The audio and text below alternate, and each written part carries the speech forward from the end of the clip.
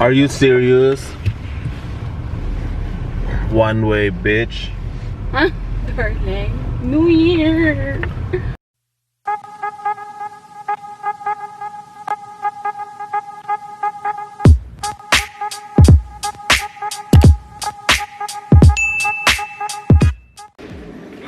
Good morning, guys. So it's January 1st at kagigising ko lang.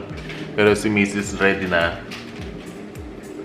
Again, may pasok kasi siya ng January 1. Buhay Canada. Ang kalat pa, hindi pa namin naayos. But nonetheless, this is what life is in Canada. So, samahan niyo ako. At hatid natin si Mrs. sa trabaho niya. Ayan o. Sige. Cafe. Anong kape mo? Coffee ko. Yung binili Ano? natin. Ano? Coffee ko. Kopi ko. Yung, alam mo yung kopi ko dyan sa Pilipinas, yan yung... May nakita kami sa... Iniinom talaga namin yun dito sa bahay, yung Nescafe o yung Tim Hortons. Kaya lang kasi napadaan kami na Seafood City, nakakita siya ng kopi ko. Yeah. So we might as well, diba? So gawin natin. Start natin yung sasakyan.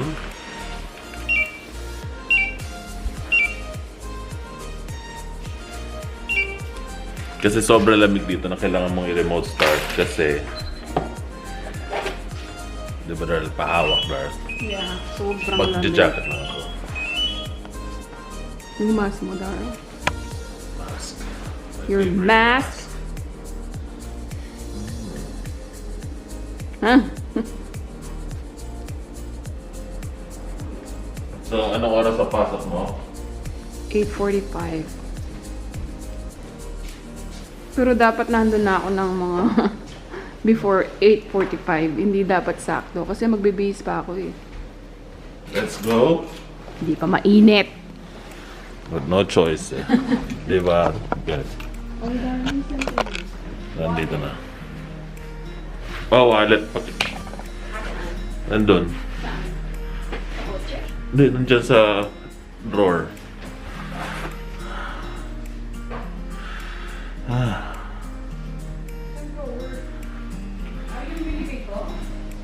No. Wala dyan. Ito pala. Sorry. Wala akong malay pa. Wala pa. So, punta tayo dito sa garahe. Alexa, we're leaving.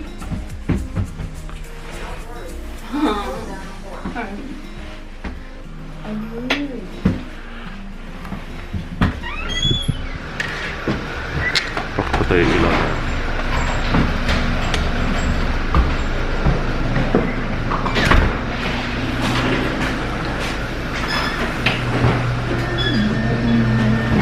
Ooh.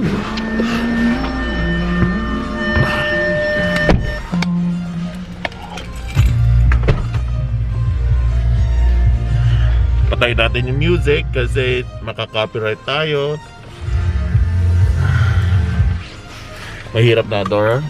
Yes, we're going. Hi guys. Oh my God, nakakabagong gising. Buti na nakamasakap kaya hindi mahalata.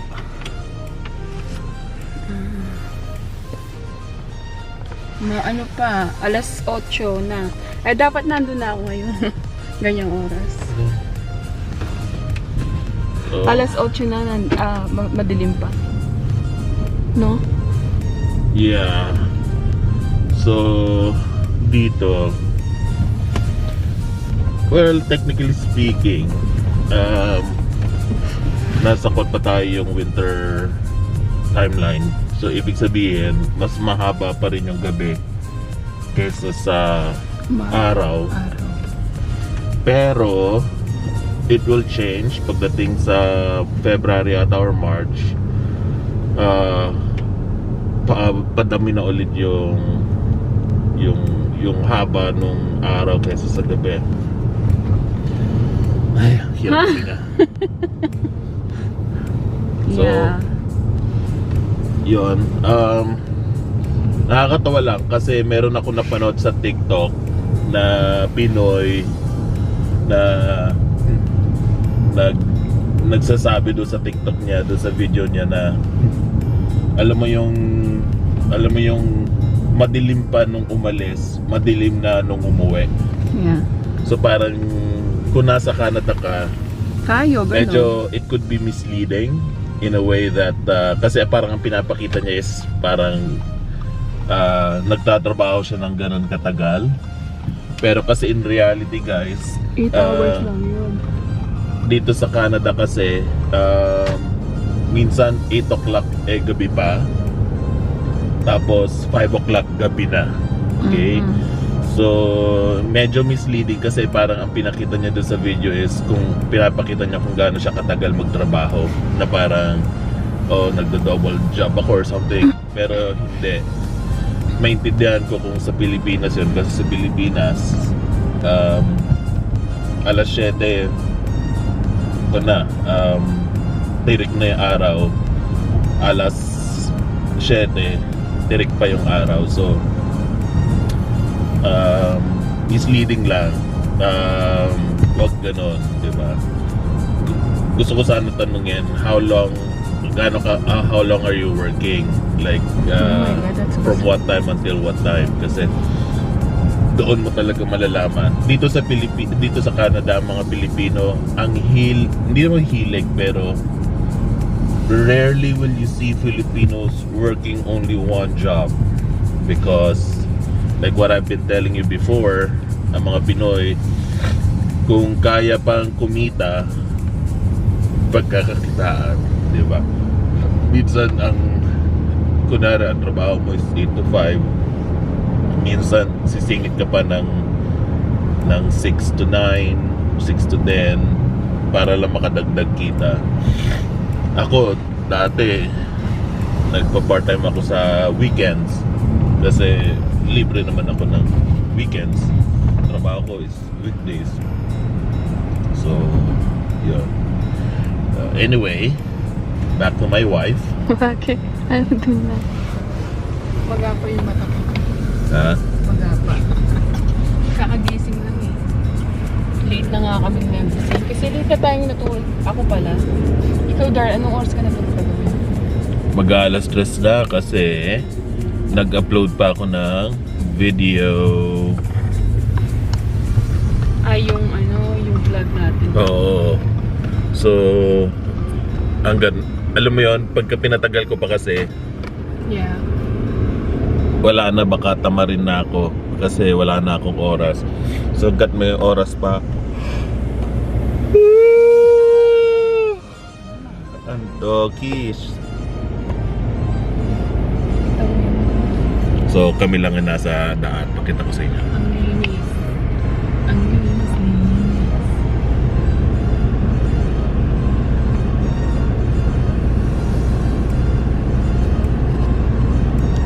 Diba?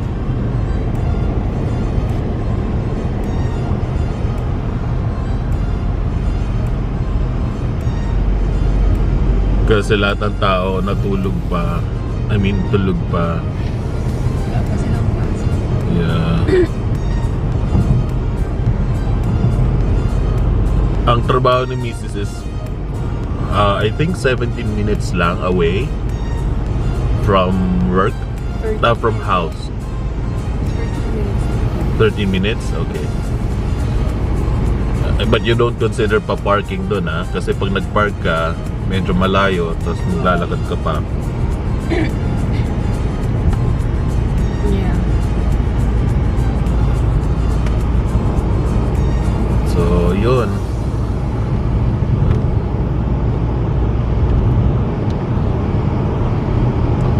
Sarang maneho ang aming gilid. Yeah.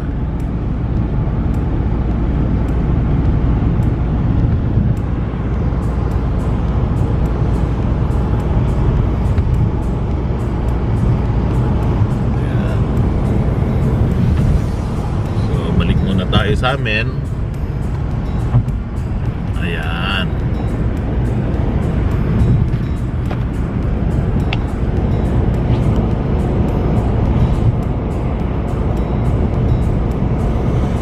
Ay, buhay.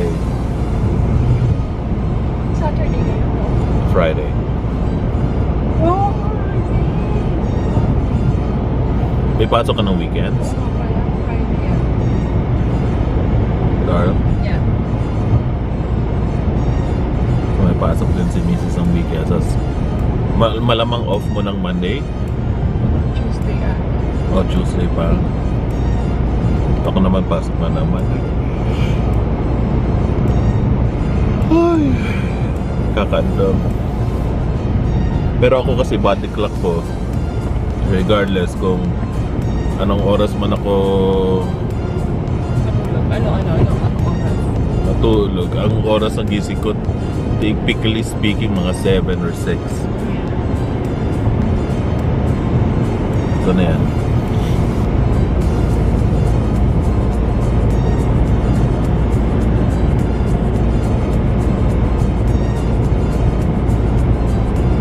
Dito dire-diretso lang kami ng trabaho, ay ng daan. Sila, like yung tulad na sinabi ko sa inyo doon sa video namin before this, may potluck sila pero technically hindi rin naman sila potluck, so gustuhin man nilang mag-potluck, hindi pwede, so hindi bawal.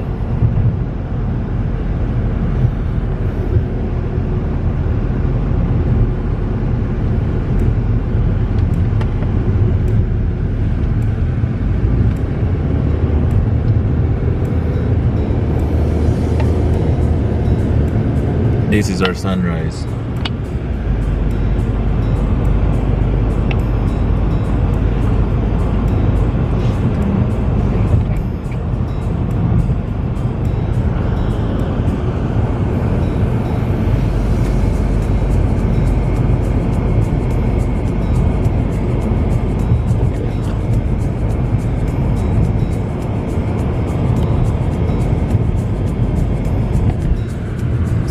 Lang. 60 lang dito sa Alberta. Ang speed is usually ang tolerated speed is 10 kilometers above or beyond the speed limit. So kung 60 lang dito, usually ang inaalaw nila is 70.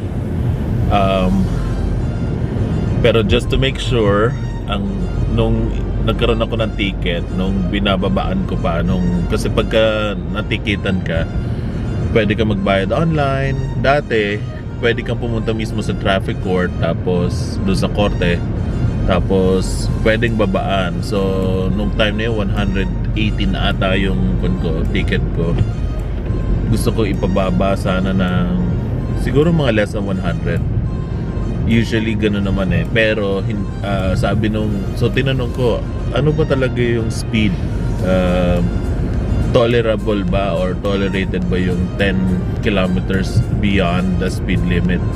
Sagot lang nung Justice of the Peace, kung ano ang speed limit, bakit mo masihigatan pa?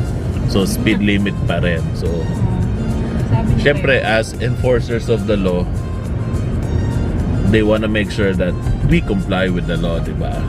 I mean, although marami na rin naman na nagsasabi, kahit ang observation talaga is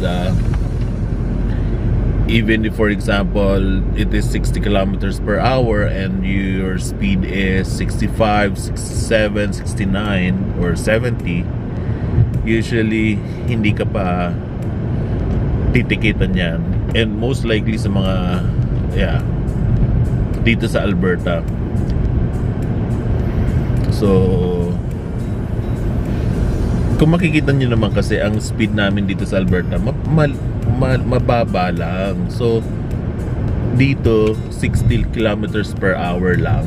So sobrang bagal. Tapos pag nasa residential ka, pagka yung gilid mo ay may mga bahay na, as in entrance na, usually 50 kilometers per hour lang. So sobrang bagal. Tapos pagka may playground or school grounds, usually 30 yung kilometers per hour lang. Sa major highways namin, it could either be 70, it could be 80, 90, it could be 100, 110. So usually pinakamabilis na nakita ko would be 110 sa may highway connecting Edmonton at saka Calgary. So yun. Parang Manila to Cebu, or Manila to Quezon na lang, or Batangas, yung SLEX hanggang 110 lang. So yun lang yung allowed. Pero dito, yeah,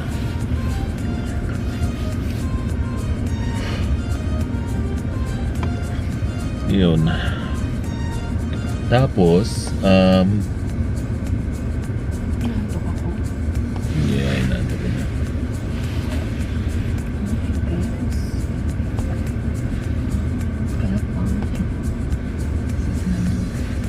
Ha? I need to put some lipstick para maging fresh ko na.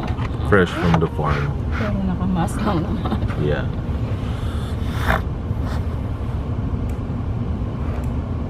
I'm using I'm using MAC. Mac, Apple. Yeah, I'm MAC.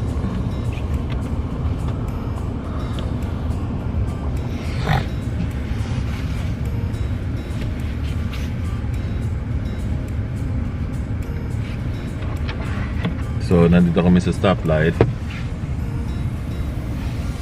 You know, go, guys, go. Please, good luck. What are you doing? Oh, I'm vlogging, sir. I'm vlogging. Yeah. My New Year's resolution is to vlog. So, welcome to Sturgeon Community Hospital.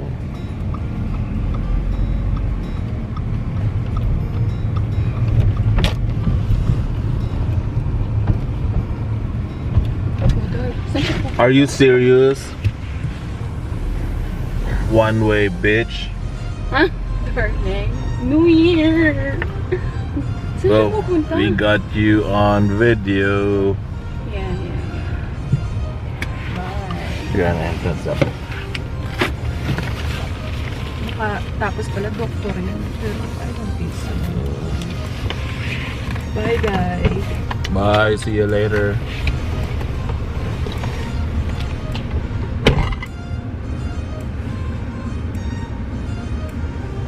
So tayo na. So, yun lang.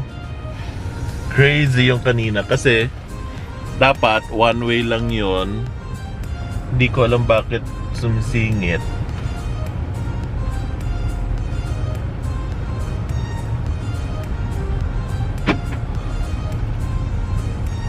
Crazy.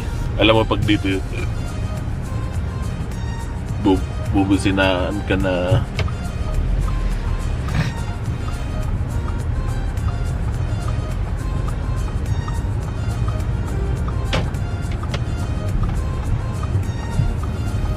Nasaan na kaya yun?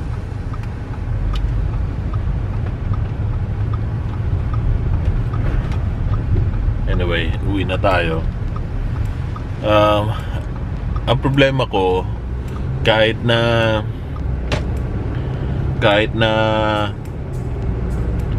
siguro makakatulog ako kasi kulang ako. Siguro I only have 4 hours. Pero in the common setting, hindi na ako nakakatulog ng araw kasi nasanay na ako na palagi kong ginigising yung sarili ko ng araw because of work. Pero we will try. Siguro hindi ako yung tao na pagka yung iba yung kayang matutulog. Si Papa masandal lang, tulog na talaga, as in kaya niya matulog kahit iba't ibang oras niya. So ako hindi. And kasi hindi naman ako masyado nagtatrabaho sa gabi. So, lahat ng career ko, puro ako weekdays na tapos weekdays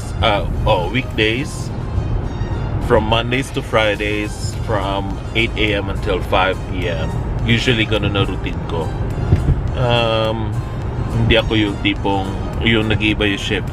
Si Mrs. kasi siya nag-iiba yung shift.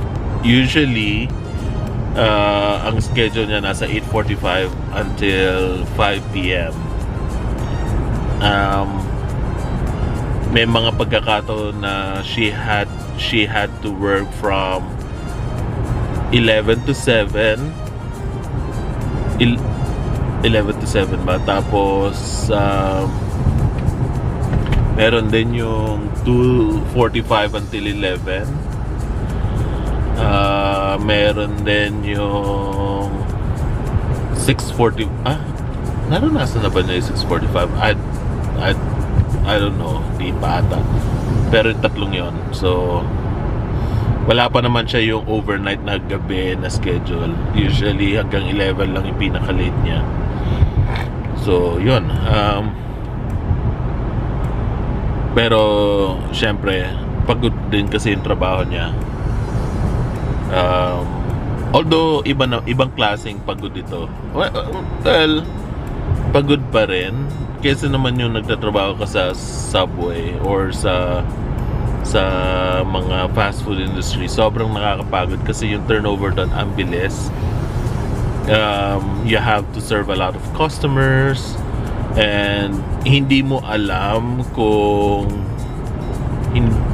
you won't know the schedule. Of course, you will have rush hours, yung mga morning rush, because when she worked at Subway, of course, Canadians or Western or a lot of people would go for sandwiches rather than rice. So usually they go for Subway for dinner, lunch, or breakfast even. So yan, mga time frame na yan, like mga 7 to 9, 11 to 1 or 2, and then you've got 6 to 8 or 9. So doon anticipated yan. So usually when I used to work at Subway, I've seen the schedule. Usually they would have to provide people there during those times to cover kasi sobrang haba ng pila na kailangan you have to be quick. But again, hindi kaya ng isang tao lang yun, di ba? So,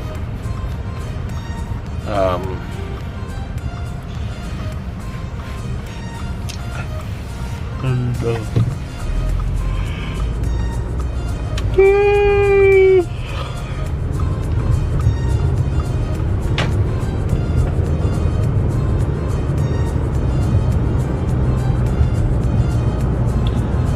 Kaya yun, tapos nakatayo ka, and considering that she's a branch manager, she had to do everything. She had to prepare the subs, as in lahat. I mean, I guess you all know naman that even when you're on that higher scale of the corporate ladder, parang of course you have more responsibility, di ba? Na parang akala natin siguro ang manager can already delegate. You can, okay?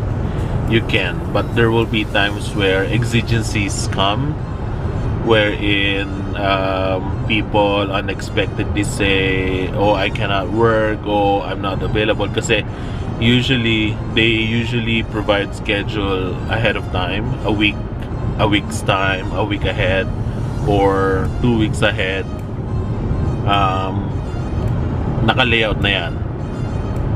But of course, there will be times where people would be coming unexpectedly. I would be unexpectedly text Mao, oh, sorry Ate Mao, I can't come. Meron. There are people naman na stick naman talaga sa schedule nila. And that's why, di ba? So, when you see people working and when you see people committing to their schedule, those are the type of people that these companies are looking for. Kasi it is more stable, it is more permanent, less headache for the managers or for those people who are doing the schedule, because they know for a fact that they can count on that person to actually commit to that time frame. So yeah, when I worked at Subway, I've worked with a lot of more permanent, more permanent people working in that schedule over and over and over again, diba? Meron na ako, I would usually go for the weeknights, yung gabi, yung closing, because yun yung mga hard stuff, yung mga tipong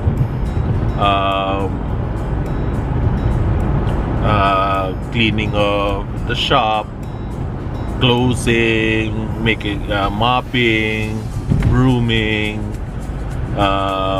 throwing out the garbage,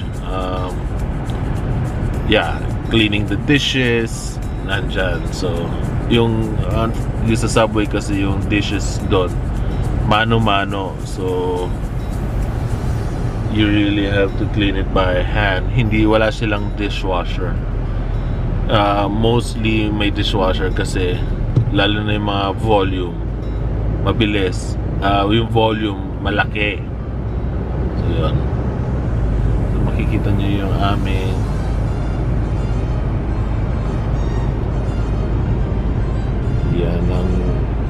yan ang aming sunrise, and it's already 8:30. So ngayon pa lang yung talagang kung makikita nyo sun na rito, pero on that area naman wala pa, diba? So this is our area.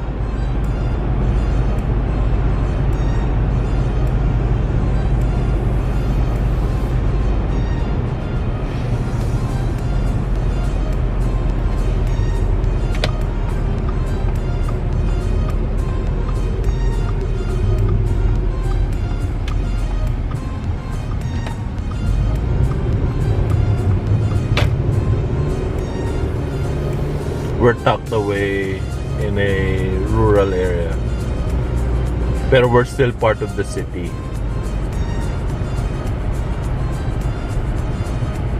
Quiet because not a lot.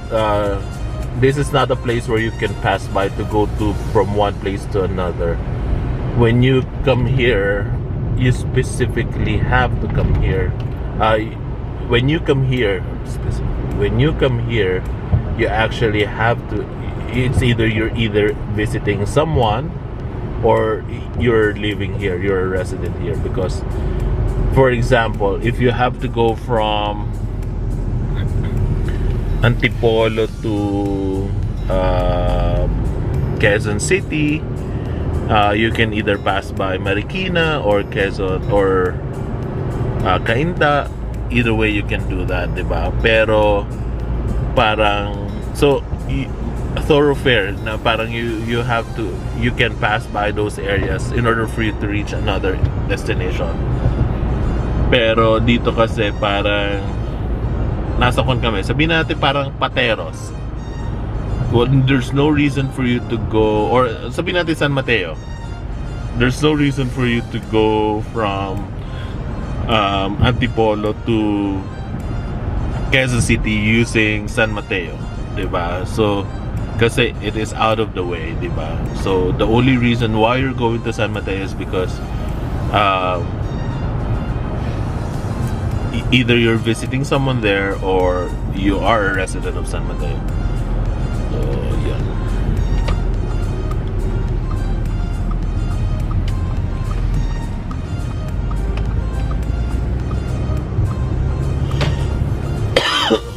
nandito na tayo sa area namin.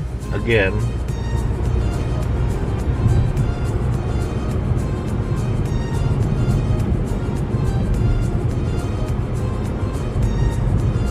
So sorry for that. Nag-reach na ako ng maximum time. Anyway, ito. So malapit na tayo sa bahay namin. Residential. So ito puro mga townhouses. Diba? Mix dito. Mga 3 car garage. So mix dito. Meron tayong duplex. Yung parang townhouse na dalawa. Like that. Meron din tayo yung maramihan na townhouse talaga, apatan. Usually ito may ginagawa sa dito, yan. Diba? Tatluhan. Tapos meron yung mga single detached. So ours is a single detached. This is a new community. So meron pa kaming mga vacant lots. Kung gusto nyo bumili ng lupa dito, please do so. So ayan yung bahay namin. Yung tabi ng ito, yung puting yan na blue or bluish or grayish something. Tapos open ko na yung garahe. That's our garage. And that's my car. Diba?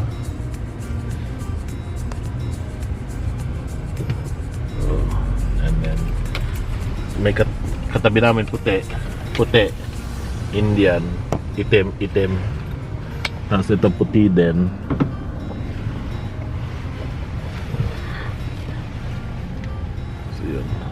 Oopsies.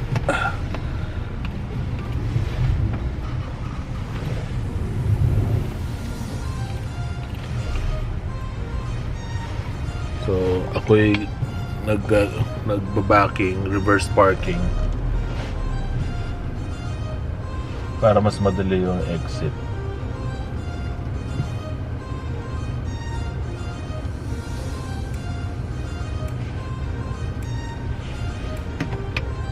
Tingnan natin kung magsasara na. Nang tama. Yep. Huwag lang tamaan ng... Yan, okay na yan. And we're home. Ayan. We're home. So yun. So usually pag weekends, pag may trabaho si Mrs., ako yung naghahatid sa kanya para kahit paano hindi na niya problemahin kasi wala silang parking doon sa hospital. You have to go out sa residential, lalo na sa street parking kasi doon libre. Kung magpa-park ka sa may ospital, may bayad. So sayang, parang it's eating a chunk of your salary. Kaya wag na lang, di ba? So anyway, yun lang yung ating vlog as we go along and drive my wife to work. Again, please, sana nag-enjoy kayo dito sa video. It's simple. This is our routine. This is a January 1 day. Even though it's a holiday, there are still people who need to work, and she's one of those. But anyway, again, thanks for joining us. Please don't forget to like this video, share this video to your friends, and subscribe to our channel so that you will be updated to our future videos. Please don't forget, please click on that notification bell and click on all so that you will be updated on our future videos. So again, I will see you again in our future videos, guys. Dakala salamat. Bye!